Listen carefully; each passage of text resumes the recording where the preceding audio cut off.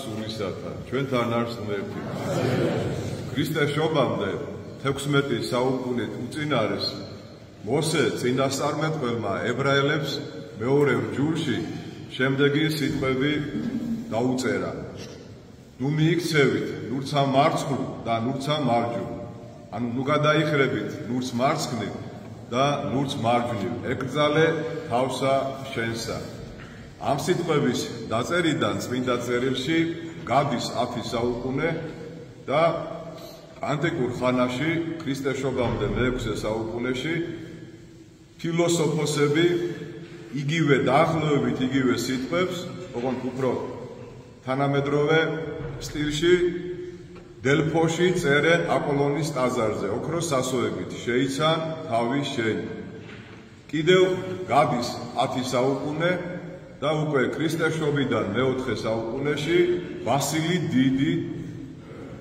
დიდი ამ სიტყვებს ამბობს, რომ ადამიანმა გარეგან მდგომარეობაზე მეტად, ანუ ხორციელ მდგომარეობაზე მეტად უნდა შეიცნოს საკუთარი თავი, შეიმეცნოს საკუთარი სული, უხილავი ბუნება თვისი. აი ეს სიტყვები ყველაზე უკეთ გადმოცემულია, ახსნილი და განმარტებულია ლუკას სახარების მე-18 თავის მე-10 მუხლიდან მე-14 მუხლის ჩათვლით. ოღონდ სამწუხაროდ, რატომღაც ეკლესიამ მე-9 თავი არ შეიტანა დღევანდელ საკითხავში, ალბათ იმიტომ, რომ ჩვენ დაგვიტოვა სააზროვნო, რომ ჩვენ დავფიქრებული იყავით ეს 4 მუხლიანი იგავი, რატომ დაადგინა ეკლესიამ დიდი მარხვის მოსამზადებელი პერიოდის დაწყების წინ. რატომ?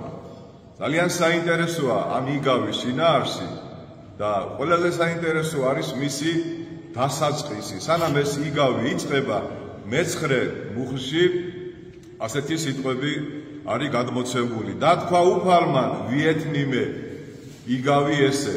ესე იგი, უფალმა ეს იგავიო თქვა იმ ადამიანების გასაგონად, რომელიც ესავენ თავის თავს, ესე იგი, საკუთარ თავზე არიან ძალიან დაიმედებულები და ამ დროს ჩვენ ვიცით, რომ საკუთარი თავის იმედი არ უნდა გქონდეს და პირდაპირ იერემია წინასწარმეტყველი წყევლას წარმოთქვავს, რომ წყეულიც იყოს ყველა საკუთარი თავის მოიმედე ან სხვა ადამიანის მოიმედე. და ესე იგი, ეს დაიწერა იმ ადამიანების მიმართ, ვინც საკუთარ თავზე არიან ძალიან დაიმედებულები, საკუთარი თავი მართალი გონიათ და შეურაცხყოფენ სხვა ადამიანებს. აი და კარგად არის გადმოცემული ის ყველაფერი, რაც ჩვენ ყოველდღიურად ტანჯავს და ყოველდღიურად გვაწუხებს. ბუნებრივია მივხვდებით, რატომ განაჩინა ეკლესიამ ეს იგავი დიდი მარხვის წინ და რა უნდა გულისხმოს თანამედროვე ქრისტიანმა აი ამ დროს. 2 ადამიანი ავიდაო ტაძარში სალოცავად. იერუსალიმი შემაღლებულ ადგილზეა და ყოველთვის ჩვენ როცა განზრახვა გვაქვს ტაძარში წავიდეთ, ტაძარში მივიდეთ, ყოველთვის უნდა გქონდეს განწყობა ამაღლებული. შეიძლება ტაძარი არ იყოს მაღლობზე, მაგრამ შენ აი ამ სოფლის ამაოებიდან უნდა გამოხვიდე და უნდა ახვიდე. ტაძარში კი არ უნდა შეხვიდე და ჩახვიდე, ტაძარში უნდა ახვიდე. ტაძარი სიმბოლურად განასახიერებს ზეცას და დედამიწას, სასუფეველს და ჯოჯოხეთს. და ტაძარში ერთი საფეხურით დაბლა ჩადიხარ, ოდესაც შედიხარ. ხო, რომ შემოდიხარ, თითქოს ერთი საფეხურით დაბლა ეშვები. რომ იგრძნო ტაძრის სიმბოლიკა, როგორ არის გადმოცემული ნებისმიერ მართლმადიდებლურ ტაძარში. არ იფიქროთ, რომ ტაძარი არის ცარიელი და მარტო 2 ადამიანი შევიდა სალოცავად. არა, ტაძარში უამრავი ადამიანი იყრის თავს, როგორც ყოველთვის, მაგრამ 2 კატეგორიის ადამიანები ლოცულობენ. არა მარტო ტაძარში, არამედ 2 კატეგორიის ადამიანები არსებობენ საერთოდ. არ იფიქროთ, რომ ეს როგორც ცნობილია მიღებული აქ ჩვენ მას არ ვაყობ სანგვინიკი, ფლეგმატიკი, ხოლერიკი, მელანქოლიკი, ეს გასაგებია. ვიღაცებსაც ჯერათ რომ ზოდიაქოს 12 ნიშნის ქვეშ არსებობენ ადამიანები, დამონებულები და გამოშტერებულები, მაგრამ ესე არ არის ჩემო ძვირფასებო. ვარსკვლავებს ჩვენზე არანაირი ზეგავლენა არ აქვს. ჩვენ უნდა ვიცოდეთ რომ ყველა ადამიანმა შესწოდა ქრისტეში, როგორც პავლე მოციქული ამბობს, ჩვენ დაბადებიდანვე ვიბადებით დასნეულებული ბუნებით, მიდრეკილები ვართ ცოდვისკენ.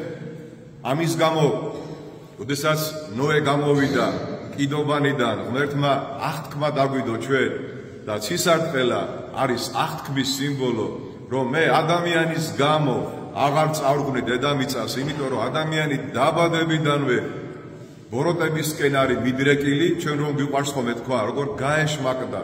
თქვენ გსვენიათ ბავშვზე ეთქვას, როგორ გაღმერთდა, როგორ გაანგელოზდა, არა, ერთსულოვნად ვამტკიცებთ, რომ გაეშმაკდა და რატო? იმიტომ რომ მართლა ეშმაკობას იწყებს ბავშვი ბავშვობიდანვე. თავის პაპას და ბებიას და მშობლებს თავის შკვაზე ატარებს. თავის შკვაზე ატარებს და აბა ერთი კარგი ვინმე ხარ თუ არ შეუსრულე, რათაც მოითხოვს.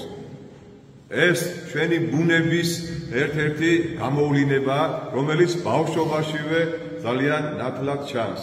ყველამ შევწოდეთ ქრისტეში, ყველა ადამიანი ადამში, ყველა ადამიანი არის ცრუ, ოღონდ კარგად დაუკვირდით. ერთნი შენიღბულები არიან კარგად და მეორენი არ არიან შენიღბულები.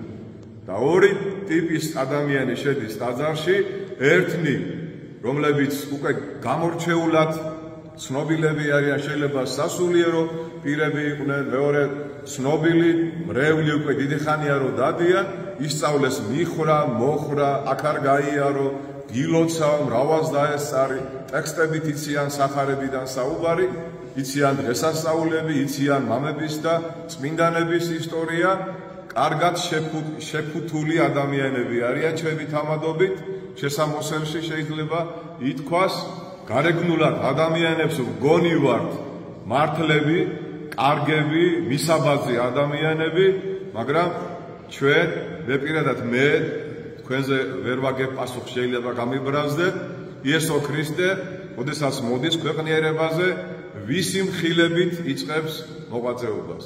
ფარისევლების და მწიგნობრობის, ani რელიგიური კასტის, ვინც თითქოს სანიმუშო ადამიანები არიან ძველი აღთქმის ეკლესიაში. მიათეთს წირავენ, როგორც ადგენილია ძველ აღთქმაში. ძველ აღთქმაში ერთი დღე იყო განწმენდის დღე და იმ დღისით უნდა ყოფილიყო მარხვა. ეს ადამიანი შაბათში, ანუ კვირაში ორჯერ მარხულობს. მიათედი უნდა ყოფილიყო არა ყველანაირი შემოსავლიდან, მაგრამ ეს ყველანაირი შემოსავლიდან, პიტნიდან, კამიდან და რა ვიცი, უამრავი რაღაცა წვრილმანებიდან სწირავს. იწყებს ლოცვას როგორ? მადლობა შენ და ღმერთო. რა არის ამაში ცუდი? დიდებულია, კარგად დაიწყო ფარისევლმა, მაგრამ მაშინვე გადავიდა საკუთარი თავის განდიდებაში, რაც ძალიან დიდი ცოდვაა. თავს იმით კი არ იქრებს, რომ აბრაამის სახლეულიდან არის. ძველი აღთქმის ეკლესიის წევრი როა, იმით კი არ იქებს თავს და მადლობას კი არ წირავს ღმერთს, რომ აბრაამის შთამომავალი ვარ. არა ვარ ცრუ მემრუშე და ავაზაკი როგორც ეს საზიზღარი ვიღაც ახლა აი ბოლოში რო დგას, თავჩაღუნული და რომ არ ვიცით ვინ არის საერთოდ და რას წარმოადგენს. ორი კატეგორია. კაინი და აბელი. ესავი და იაკობი. უძღები შვილი და უფროსი შვილი. იოსები და დანარჩენი მისი ძმები. ორი ავაზაკი, დესტასი და გისტასი. ერთი მარცხნივ და ერთი მარჯვნივ. თავიდან ყველა ავაზაკია, მაგრამ დისტასი, რომელიც მარჯვნივარი გონს მოდის და გამოსწორდება, უძღები შვილის ცუდია, მაგრამ გამოსწორდება, მაგრამ კაინი ვერ გამოსწორდა. რატომ ვერ გამოსწორდა კაინი? ეხლა ზუსტად ამაზე მინდა მთელი ქადაგება ავაგო. ერთ ადამიანს ვკითხებნე დღეს, რომელი ხარ შენ? ფარისეველი თუ მწიგნობარი მეთქი? და ძალიან საინტერესო პასუხი მომცა. მე ესეთი პასუხი არავისგან მომისმენია, ხან ერთი და ხან მეორეო გამოჩნდა. და კარგია რა, მართლა ესეა. მარხვა რო იწყება, მეზვერეები ვართ, ოდამთავრდება, ისევ ფარისევლები ვართ. აი ესე გრძელდება ჩემო ძვირფასებო ჩვენი ცხოვრება, ხან ფარისევლები ვართ, ხან მეზღვერეები ვართ. ანუ ეს ვიღაბი რო არის თეატრში, ხო იცით? ერთი რო იცინის და მეორე რო ტირის. ხან ერთი გვიკეთია, ხან მეორე გვიკეთია. ერთი ფარისეველია და მეორე არის მეზღვერე.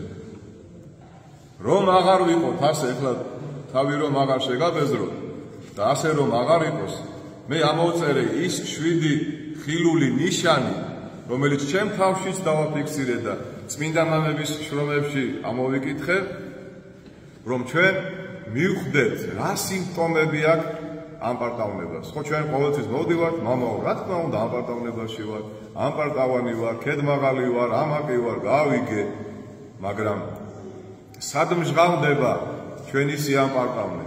სულ 7 სიმპტომი ამოვწერე. პირველი ეს გახლავთ, ამ პარტავან ადამიანს სიყვარული არ შეუძლია. პირდაპირ გეუბნებით. ამ პარტავან ადამიანს სიყვარული არ მოსთხოვთ. ნუ გიკვირთ, რომ არ გილოცავთ, არ გიწონებთ თქვენ დაწერილ ლექსს, ან რაღაც მოთხრობას, ან რაღაც ეგეთ წოდებულ პოსტს, ხო? არ დაიღალოთ იმის გამოსწორებით. არასოდეს ამ პარტავანი ადამიანი არ არის შეყვარებული, არც ღმერთი უყვარს მას და არც მოყვასი არ უყვარს. არ შეუძლია მას სიყვარული.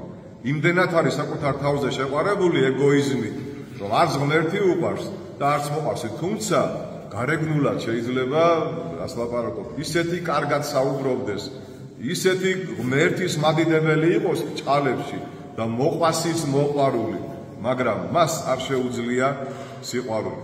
თქვენ მოგეხსენებათ, როდესაც დაიწყება აპოკალიფსი, ანუ სამყაროს აღსასრული, ამაში ცუდი არაფერი არ არის, უგეშინია. სამყაროს აღსასრული ჩვენ გაახლოვებს იესო ქრისტესთან და თუ შენ გეშინია, ესე იგი აპარტავანი ხარ და თუ არ გეშინია, ესე იგი კარგი ადამიანი ხარ. წინ უძღვის აპოკალიფს აპოსტასია. აპოსტასია ნიშნავს სიტყვა სიტყვით სიყვარულის განხმობას. სიყვარული აღარ იქნება ხალხში. ცოლს აღარ ეყარება ქმარი და ქმარს ცოლი. რატო ინგრევა ამდენი ოჯახები? არ არის სიყვარული და იმიტომ. რატომ არის რომ შვილებს ელაპარაკებით და არ ესმით? ნაუშნიკები აქვს, ყურებს ყურსაცავში რაღაცები აქვს გაკეთებული, ესაუბრები, თითქოს კარგები არიან, მაგრამ რაღაც სხვაგან არიან. ელაპარაკები და არ ესმის. ამის შესახებ პავლე მოციქული ტიმოთეს მესამე თავში პირველი ეპისტოლეში ეუბნება, რომ ბოლო ჟამის ადამიანები იქნებიან ამაყები, თავხედები, ურჩები, ზარმაცები, ვნებით აღსილები და ასე შემდეგ. ეს რამ წარმოშვა? უსიყვარულობა. უსიყვარულობა ის შედეგია ამ პარტავნების. მეორე სიმპტომი, ხშირად განიკითხავს ამ პარტავანი ადამიანის სხვას. ყველას განიკითხავს. აქ უყურეთ, უნდა გამოვყოთ ორნაირი განკითხვა. არის ერთი განკითხვა, რომ განვიკითხავს სხვის ცოლს, სხვის ქმარს, სხვის შვილს, სხვას. ეს კიდე არ აღუშავს. მაგრამ განურჩევლად რომ განიკითხავს ყველას, ეს უკვე აშკარად უბედურება. განიკითხავ შენ მოძღვარს, განიკითხავ შენ მეუღლეს, შენ შვილებს, შენ ნათესავებს, დედმამიშვილებს, ყველას განიკითხავ. იხჩობი ამ პარტავნებაში და იმიტომ ერთი ბეწო სიყვარული არა გაქვს და არ დაფიქრდები რომ ეს მამაო ამ წოდვაში რატო ჩავარდა კაცო. ჩემ ცოლს რა წუხებს ასეთი რომ ყოველდღე მეჩხუბება, იქნება შენი ბრალი.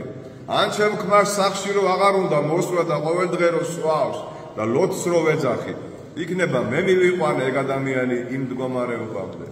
ოჯახი რო დაინგრა და თავზე რო დაგენგრა, უნდა მიხვდე რაღაცა შენი ბრალიცა და რომ არ დაგენგრას, უნდა მიხვდე რომ დროზე უნდა გაამაგრო დედა ბოძი, უნდა განამტკიცო.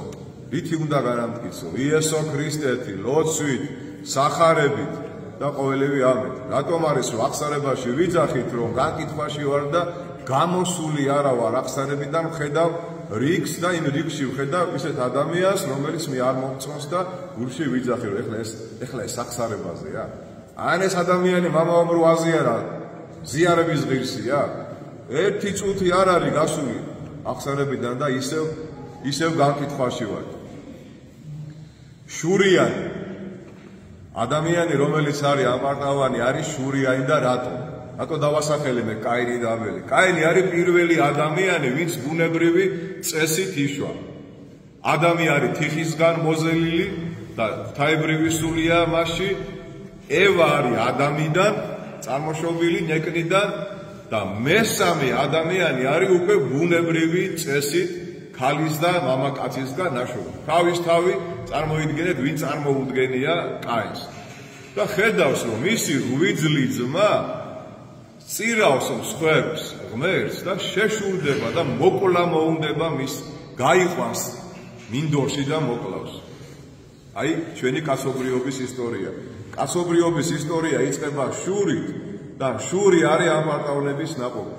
ზუსტად ეშმაკს ადამის შეშურდა ედემში ნეტარება და მაგიტომ ცდილობს, რომ ადამი დააშოროს ღმერთს, ოღონდ ჯერ ევა და მერე ადამი. საკუთარი ძმისა შეშურდა ამ პარტავან კაინს და მოკლა. ანუ შური არის მკვლელობის ცოდვა და ნაშობი არის ამ პარტავნებიდან. თუ შენ ხარ შურიანი, ესე იგი ხარ ამ პარტავანი და რატო? უყურეთ, მე ჩემი თავი წარმომიდგენია, მე ჩემ თავზე ვილაპარაკებ, იმიტომ რომ თქვენ შეიძლება ასეთები არ ახართ, როგორიც მე. მე ველოდები ეხლა რომ მეორე ჯვარიც მინდა. და აი დავინახე ვიღაც ახალგაზრდა მამაო ორი ჯვარი უკეთია. ეხლა უყურე რა, სად არის სამართალი? ამას ეხლა ორი ჯვარი უნდა ეკეთოს და მე ერთიც. მაგრამ თუ თავდაბალი ხარ ასეთქვი, ამ ერთი ჯვარის ღირსი ვარ საერთოდ, რომ მე იმისი ორი ჯვარი სურს. მიდიხარ მოძველებული მანქანით, ხო და დაინახე ვიღაცამ ახალი პრადოთი ჩაგიკროლა, ხო? აბა უყურე, სად არის სამართალი, მერტობა? სად არის სამართალი? ეხლა მე უნდა დავდიოდე ამ მანქანით და ის იმ მანქანით უნდა დადიოდეს? ხო გეცნობათ ეს სიტყვები? ან იმას ესეთი კარგი ქმარი უნდა ყავდეს და მე ესეთი ლოთი და უსაქმური? ხო გეცნობათ ეგეც? რატო გაქვს ჩვენ თავზე დიდი წარმოდგენა? რაც რა ვის რა ბედმან მისცეს, დასჯერდეს და მას უბნობდეს. რაც მოგცა ღმერთმა, მადლობელი რო არ ახარ, იმიტომაც აღარ გაძლევს არაფერს. მამა გაბრიელი ამბობდა, ხო? სანამ არ ისწავლით მადლიერებას იმაზე, რაც გაქვთ, არაფერი ახალი მეტი თქვენ აღარ მოგეცემათო. ესე იგი, კარგად დაუკვირდე ჩემო კარგებო, თუ მე ამ თქვენ ვინმეს შურს, ეს არის ამ პარტავნება, ანუ შენ გონია რომ შენ უნდა გქონდეს ის რამე თანამდებობა, მანქანა, თქვენ ხო რამდენჯერ გითქვიათ, მამაო, აი ჩემი თანამშრომელი, ერთი უციგნური და გაუნათლებელი დააწინაურეს, რომ მე კიდე ისევ რიგითი თანამშრომელი ვარ, აი ამ სამსახურში. გესნობათ რა თქმა უნდა. მეოთხე, ამ პარტავანი ადამიანი არის უმადური. კვერცხილო შეუწვა ხელის გულზე, გეტყვის მარილი აკლეაო მაინც. ადამიანი რომელიც არის უმადური, ის არის ამ პარტავანი ადამიანი. ის ფიქრობს, რომ ეს რა არის, მე მეტი მეკუთვნის. ეს რა მომეცი კაცო, ეს როგორ, ეს რანაირად. ამაოს ნაკლებად უყვარვა, სხვა ჩემზე მეტად უყვარს, ან ჩემმა მშობლებმა, ჩემ დედმამიშვილს მეტი ქონება დაუტოვეს, ვიდრე მე და არის უმადური ადამიანი. აი მომავალ კვირას იქნება ამაზე საუბარი, უფროსი შვილი ვენახიდან რო ბრუნდება, აყვედრის მამას რომ მეო თელი ცხოვრება შენთან ავარო, გემსახურებიო, მორჩილებაში ვარო, ესო დაკარგული იყო, ეხლა მოეთრაო და სუფრა გაუშალეო, ხბო დაუკალი და მერტი ციკანიც კიო არ დაგიკლავს ჩემთვისო. მამა რა შეუბნება ეცი, ეგო დაკარგული იყო შვილო და მოვიდაო და შენ ხო სულ ჩემთან ახარო. და სულ მასთან რო ყოფილიყო, ასეთ მდგომარეობაში ხო არ იქნებოდა უფროსი შვილი. უმადურობა, ჩემო ძვირფასებო, საშინელი ცოდვა უმადურობა. ეხლა გეკითხებით, რომელმა თქვენთაგანმა გადაიხადეთ ბოლოს სამადლობელი პარაკლისი? არც ერთმა. რატო უმადურები ხართ და იმიტომ? აი გუშინ გაბატონი ნონა იყო ლოლაშვილი, ქმარი გარდაეცვალა 1-2 წლის წინ და ოჯახში არის შედარებით რაღაც წინსვლა. მე ასეთი ბედნიერი სახე დიდი ხანი არ მინახავს, როგორც გაბატონი ნონასი, გუშინ ამოიყვანა შვილები და მადლობა შეწირა ახალგაზრდა ქრივმა ღმერთს, რომ შვილებიო კარგად ამყავსო და ჩემი ქმარი ოიქო კარგად იგზნობსო თავსო. მადლიერია ჩემო ძვირფასებო ქრივი ადამიანი და აბა თქვენ კარგად მოიხედეთ რამდენი სამადლობელი მადლიერების გამოხატვა გეკუთვნით, მაგრამ არა. ჯერ ეს რა არის უფრო მეტი და აი მეტს რომ მომცემს ღმერთი, აი მე კი ბატონო, მე შეიძლება გამოვხატო მადლიერება. მეხუთე, ყველაფრით უკმაყოფილოა. ასეთები არიან, ოღონდ ბევრი არის. ხო გინახავთ ადამიანი არა? აღოთ ამათ იცით ინიღბებიან, და წესრიგი მიყვარს კაცო. წესრიგი კი არ გიყვარს, ინტრიგანი ხარ. იცით თავს როგორ იმართლებენ უკმაყოფილო ხალხი, რა ვქნა მე არ შემიძლია წესრიგი რო არ იყოს. წესრიგი დაამყარე შენ სულში, შენ სხეულში და მე გარშემო თავისთავად დამყარდა. ჩვენ შიგნით რო არ არის წესრიგი და ძალიან პედანტები რო ვართ ყველაფერში და ვითომ ყველაფერს რო ყურადღებას ვანიჭებთ, იმიტომ რომ ჩვენ შიგნით არ არის წესრიგი. და ჩვენში რო იყოს წესრიგი, გარშემო ჩვენ ყველაფერზე მერე კმაყოფილები ვიქნებოდი. კოკასაშიგან რაც არის, იგივე არის ეხლა ჩემო ძირფასები. დაიმახსოვრეთ კარგად. შენ რომ გინდა ქვეყანა გამოასწორო და ადამიანები შეცვალო, შენი ოჯახის წევრები გინდა რომ შეცვალო, შენი შვილები, შენ შეიცვალე, შენ დაწნარდი, შენ დამშვიდი და მერე შენს გარშემო ყველაფერი დალაგდება. მეექვსე, ეს პირდაპირ ქართველებს გვეხება, ყველაფერი იცის. ყველაფერი იცის, საუბარს როგორც კი დაიწყებ, გაჩერებს და შენზე მეტი ინფორმაცია აქვს იმას. ექიმს არიგებს ჭკუაზე, მღვდელს არიგებს ჭკუაზე, მოკეს ძირთადად ძღოლები არიან ხოლმე. ესეთი რამდენი ჩავჯდები ტაქსი, ისე აქეთ მასწავლიან ხოლმე საყარებას. ხო, ესეთი ადამიანები ძალიან ბევრი არიან ქართველები. 3-4 დიპლომი რო აქვს და ცხოვრებაში რო ვერაფერს რო ვერ მიაღწიეს. ხო, ერთი აგეყოდა ნორმალური შედალოცილი, ხო შეიძლებოდა რა. ვისაც გონია რომ ყველაფერი იცის, მან არაფერი არ იცის, როგორც უნდა იცოდეს. ჭკვიანი ადამიანი დუმარებაშია, თუ არ შეეკითხა არავინ ხმას არ ამოიღებს. მე არ მაქვს უფლება რომ საზოგადოებაში თუ არავინ არ შემეკითხა დღეს ვისი ხსენება, რა არის ამპარტავნება და რა არის თავდაბლობა, არ მაქვს უფლება რომ მე ტვინი გამოულაყო ადამიანებს. არ მაქვს ამის უფლება. ამას ვინაკეთებენ სექტანტები, იმიტომ რომ სექტანტები არიან და იმიტომ გამიგეთ. ამას მართლმადიდებელი არ გააკეთებს არასოდეს. მათ იციან რომ მღვდელი ვარ, მათ იციან რომ თქვენ მრევლი ხარ და თუ უნდა შემეკითხებიან და მე მათ რა თქმა უნდა უპასუხებ. ვისაც გონია რომ ყველაფერი იცის, ის არის გამოშტერებული, უცოდინარი და ამპარტავანი ადამიანი. აინშტაინი ამბობდა, ხო, დავესესხები. რა ესე იგი უმეცარი ადამიანიო რა, ბედნიერიაო, რომ ყველაფერი იცისო რა. ყველაფერი იცის უმეცარმა ადამიანმა და ყველაფერზე საუბრობს. ადრე, მოდი ჩემზე ვისაუბრებ, რა თქმა უნდა, ახლა რა კუთხით გელი რა ვიყავი, მეგონა რომ ვიყავი იოანე ოქროპირი. ხოთაშორის დღეს მისი ნაწილების გადაბრძანება არის მე-5 საუკუნეში კომანიდან, აფხაზეთიდან, საქართველოსდან გადაასვენეს კონსტანტინოპოლში, ხო? რაც დრო გავიდა და მეტი წიგნები წავიკითხე, მივხვდი უკვე მიჭირს ქადაგება, რამე სისულელი არ წამოხსდეს, რამე არასწორი არა ვთქვა ისეთი რომ ხალხი არ დავამყოლო.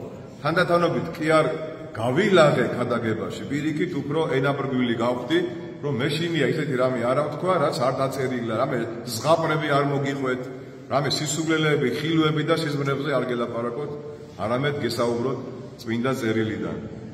და მე-7 ეს არის ყველაზე საინტერესო ჩემო ძვირფასებო და ეს არის პირდაპირ წამალი თუ გინდა რომ ჩვენ ხან ფარისევლები და ხან წიგნობრები და ხან მეზვერეები რო არ ვიყოთ, ამპარტავანმა ადამიანმა არ იცის ღმერთი რა დიდია და თვითონ რა პატარაა.